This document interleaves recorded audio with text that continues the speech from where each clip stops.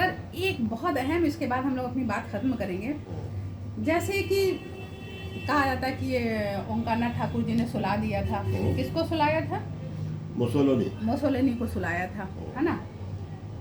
अपना जब संगीत में इतनी ताकत है, एक बीमार अच्छा हो जा रहा है और जब हम अपने ऊपर कर रहे हैं वो भी फायदेमंद हो रहा है, तो क्या ओंकारनाथ ठाकुर जी उस वक्त खुद नहीं सोए थे? नहीं, कारण था ना वहाँ। भाई जो इंसान सुनने वाला सो जा रहा है, तो क्या सुनाने वाला के ऊपर असर नहीं हुआ? प्रश्न मैंने दादा गुरु से किया था। अच्छा, ये प्रश्न किया था, लेकिन बता रहे हैं कि ऐसा है कि ये जो आप कह रही हैं वो सुनाई पड़ रहा था तो खुद क्यों नहीं सोए जी। कारण ये है कि जब गाता है व्यक्ति तो उसमें कम्युनिकेशन आगे बढ़, स्वप्न में सब कुछ दिखाई पड़ता, आ रहा है, जा रहा है, लड़ रहा है, मार रहा है, लेकिन तब भी वो अर्ध निद्रा में होता है। तो जो कंसंट्रेट होके उन राग के उस राग के सटीक सुर को लगा रहे हैं, जो धीरे धीरे निश्चिंता करके निश्रम करते हुए आदमी को आराम देती है और आदमी निश्चिंत होकर सो जाता है। तो यह क्रिएटिविटी जब क्रिएट होती है अवरोही, तो उस समय भी वह कंसंट्रेशन के कारण अर्ध निद्रा में हो जाता है, गाने वाला खुद भी। हाँ, तो क्योंकि वो सब कुछ भूल के तो उसी में लगा हुआ है, तो कुछ और सुनाई नहीं पड़ा, नींद वाले को नहीं सुनाई पड़ेगा, सुनेगा तो जग जाएगा। तो उसका कंसंट्रेशन ही उसके लिए निद्रा का कारण। और अर्ध निद्रा में ही, जिसको तंद्रा कहते हैं, स्वप्न देखे जा सकते हैं और उसमें राग का सुरों का विस्तार और लगाव जो है उसी तरह कार्य करता है। दूसरा सुन के भी उससे निश्रम और एकाग्र होकर धीरे धीरे सो जाता है। तो दूसरा तो सो गया, तो आपने कहा चला गाने वाला तंद्रा में रहता है। हाँ, अर्ध निद्रा में हो गया। अर्ध निद्रा में है। हाँ, वो तो यानी आपने पूछा था ओंकारनाथ ठाकुर जी से? तो उन्होंने कहा कि हमें फिर बातचीत आई हुई थी, लंबी बात है, किसी और प्रसंग में पूछिएगा तो बताएंगे। अच्छा, मतलब इतना उन्होंने ये एक्सेप्ट किया कि हाँ मुझे भी, मैं भी कुछ चीजें नींद में। नहीं, प्रश्न था, हाँ अभी सुनना, तो फिर वो आई, हाँ तो क्या स्थिति आती है, कैसे से हो रहा है, ये कैसे विरोधाभास है? तो ये अर्ध निद्रा में है, आप क्योंकि उस पर तल्लीन है, एकाग्र है, कंसंट्रेट है। तो कंसंट्रेट मतलब इस बिंदु के अलावा और कुछ हम पर ध्यान नहीं है, तो भी तो निद्रा हुई। योग निद्रा, ध्यान निद्रा, अर्ध निद्रा, पूर्ण निद्रा। तो जो आपने जितनी निद्रा, या तो आदमी बाहोश हो या तो बेहोश हो, आदमी बदहोश न हो या नीम होश हो। बदहोश क्या करता है, अपने अलावा किसी का ख्याल नहीं करता। बेहोश बेचारा आपने जहाँ उठा के पटक दिया। अब बाहोश ठीक करता है। इसीलिए जब संगीत का कार्यक्रम जाके सुनने वाले जब आधा बोतल छान लेते हैं तो दूसरों के लिए समस्या बन जाती है। अच्छा, क्योंकि बदहोश हो जाते हैं। उनको और पिला के बेहोश कर दिया जाए ज़्यादा अच्छा।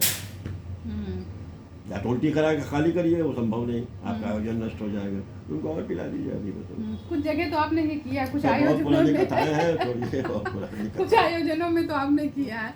तो खैर ये बहुत अच्छा लगा कि इस तरह की चीज़ें, और खासकर आपके दादा गुरु ओंकारनाथ ठाकुर जी के बारे में भी ये चीज़ें, क्योंकि मेरे ये दिमाग में था कि वो खुद क्यों नहीं सोए। तो इस तरह देखिए, संगीतकारों के सामने, ज़हीन संगीतकारों के सामने भी समस्या थी कि क्या कारण, संगीत सब चीज़ की दवा है। पता चला साहब करीब 90% संगीतकारों को हेमरेज हो रहा है। हाँ भाई, अब मैं इसी पे जा रही हूँ। पैरालिसिस हो रहा है। क्यों भाई?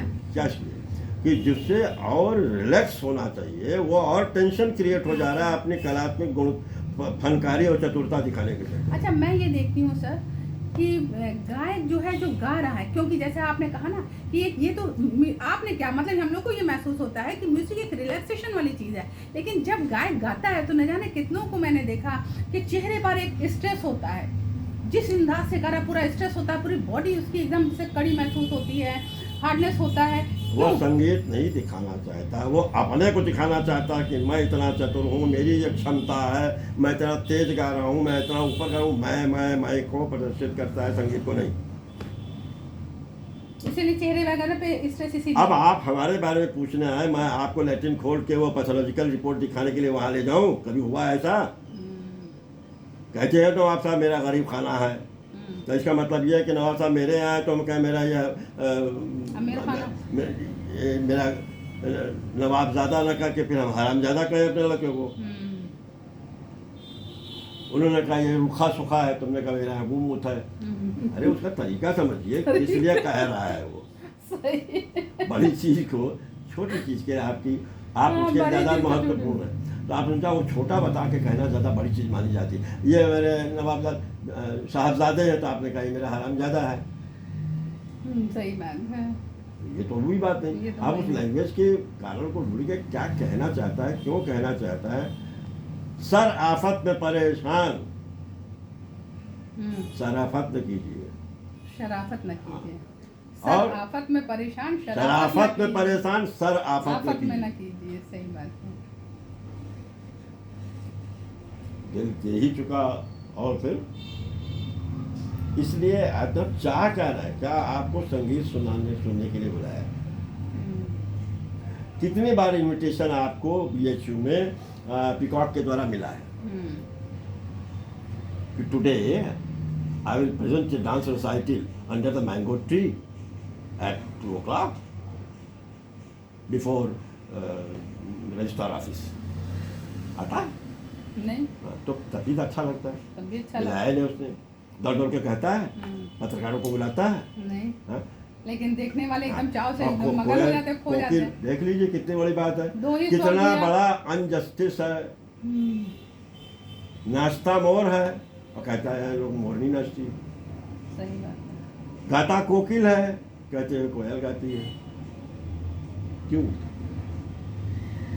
सबसे अच्छी चीज लाके महबूबा को दूं, इसलिए वो नृत्य प्रस्तुत करता है उसे पसंद करने के लिए अपनी नायिका को, सही, अपने समर्पण के लिए। बिल्कुल।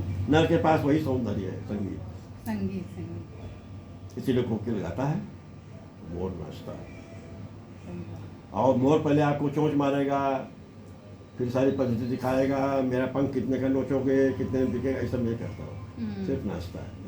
लेकिन यहाँ हम क्या करते हैं, स्टेज पर हम आपको आप मेरी प्रशंसा करिए, वाह वाह करिए, तो फिर मैं ऐसे ऐसे हाथ हिलाऊंगा, मेरी डिग्रीज कितनी है, मेरा सम्मान कितना है। तो मैं आपको खाने पे बुला लिया 9 बजे और 3 बजे 4 बजे तक यही करते रहे, मैं वो, ये मेरा पैथोलॉजिकल रिपोर्ट है, मेरे कपड़े इतने हैं, मेरे फाइबर्स इतने हैं। तो उन्होंने कहा खनवा कब दोगे महाराज, सही कहा। खाना कब खिलाओगे, लंच के समय डिनर हो गया लेकिन आपका खाना नहीं आया। आप खाली बता रहे थे कि ये जो अनाज है मैंने यहाँ से मंगाया था, इतने दाम पे मिला था, इतने कोटेशंस आए थे, ये सब डिटेल देते शाम रात हो गई। तो आप संगीत सुनना है, संगीत सुनाना है। सितार को रखे, वाह सितार, वाह वाह वाह सितार, वाह वाह सितार, क्या बजते हो, वाह सितार। ये प्रोग्राम होगा सितार का, नहीं ना? तो आप ये बताइए, जब यह नहीं हो सकता तो इंसान की बड़ाई क्यों? वाह क्या सुर है, क्या आपने उन अच्छे सुरों को पकड़ा है। तो आपकी बड़ाई मतलब संगीत की करो ना बड़ाई। ये तो हमने 10 साल की उम्र में पूछा था, जब हर कोई गाल पकड़ के मेरा कहते थे कितना अच्छा गाता है, कितना। तो मैं दादा बड़े गुरु जी हम लोग कहते थे, बड़े गुरु जी देखिए ये सब लोग ऐसा करते हैं। तो उन्होंने कहा अच्छा गाते हैं तो करते हैं। हमने कहा हम गाते हैं तब ना अच्छा लगता है। हाँ, तो संगीत से तो संगीत अच्छा हुआ, हमारा गाल क्यों नोचते हैं? क्योंकि आप छोटी उम्र में थे तो बच्चों को लगता था कि उन्होंने 10 साल का कहा बच्चा। कि बेटा ये समझ जो आज तुम्हारे में पैदा हुई है, जब इसका तुम्हें जवाब मिलेगा तो तुम्हें कितनी खुशी होगी। और कलेजे से लगा लिया। हमारे मन में था हम गा रहे हैं तब, ऐसे तो नहीं जो गा हमारे गाने होते रहे। तो इसका मतलब गाना बहुत अच्छा होता है। जब राजेश्वर सर 10 साल के थे तो इतना अच्छा जब गाते थे, और 10 साल के थे तो 5-6 साल के ही लगते थे उस ज़माने में। और तो जब भी गाते थे तो लोग आपका गाल पकड़ते थे और कहते थे कितना अच्छा बच्चा गा रहा है, कितना अच्छा, जैसे आमतौर पे बच्चों का होता है। तो अपने दादा गुरु ओंकारनाथ ठाकुर जी के पास गए, उन्होंने कहा कि दादाजी मैं अच्छा गा रहा हूँ लेकिन संगीत ना अच्छा है। नहीं मेरे गाने पे मेरा गाल क्यों नोचते हैं? संगीत अच्छा है, अच्छा लगता तो संगीत अच्छा है। जब मैं गाता हूँ तभी ना ऐसा होता है। इसका मतलब संगीत अच्छा हुआ, संगीत अच्छा हुआ। तो हमारा क्यों वाह सितार तो नहीं करते, तो हमको क्यों तंग करते हैं? अच्छा, वाह तबला वाह तो सितार। दादा गुरु ने ये कहा था कि आज 10 साल के बच्चे ने मुझे ऐसी चीज दे दी जिसको मैं जीवन भर समझता रहा कि क्या है। आज तुमने एक बहुत अहम बात बता दी और इनको सीने से लगाया और बहुत ही आशीर्वाद।